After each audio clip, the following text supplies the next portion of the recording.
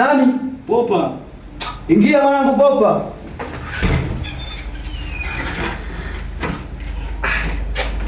Vipi? Shwari. Kaa mwanangu. Asante mama. Toka zangu huko. Vipi lakini nishemishe? Kama leo nimepoa zangu hizo, unajua weekend. Na ngoma zangu nimetulia tu home hapa na cheki zangu ngoma. Hapo zangu ngoma. Sema mwanangu nilikuwa nimekuja na shida moja. Mwanangu kuna mtu ananidai huko mwanangu. Yaani ananisumbua kishenzi. Hivi amenibukia pale makitu nimekimbia. Nimekuja huko nikasema labda mwanangu utakuwa na nini? Unachote kitu hata tena hapo mwanangu. Ni nani? Please. Sema wewe familia mwanangu. Tatizo lako, tatizo langu. Mimi nimekusikia. Hilo tutaliweka sawa. Poa majina. Wapi sasa?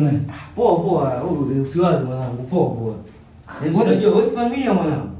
Au na mimi familia, poa Tutaona. Wewe mwanangu. Poa familia vipi familia? Wewe hivi.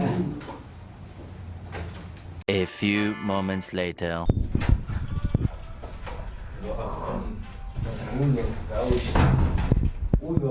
Popa vipi sasa bwana, naingia hata mbishi ndio unajua.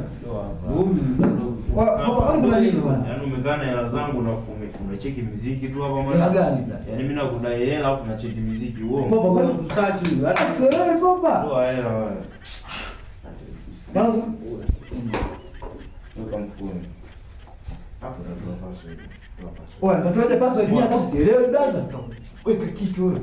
Toa password chapu. Oya Popa, mbona sielewi yako brother, hata kuuliza maswali kama password chapu. Ona ngome mzima unakuwa una hela mfukoni. Toa password chapu. Popa wangu, kosa nalo ufanye mwanangu kuambia toa password hiyo. Tatizo lako langu. Toa password utoe. Tulia brother, tulia. Kwenda kuweka mitama hapa Popa. Toa password. Tatizo langu, toa password hapa. Toa password. Naangalia muziki tu hapa tunalidai. Popa wangu, yaani kosa langu kuambia tulia wewe, funga mdomo. Wewe si usema tatizo lako. Funga mdomo. Kaa chini hapo. Chapu, kaa chini hapo. Unachofanya sio fair bwana. Ondoke. Popa mwanangu. Tatizo lako. Unazingua mwanangu Popa. Atakuwa hivyo. Unazingua mwanangu. Ndio mwanangu. Salama kaka.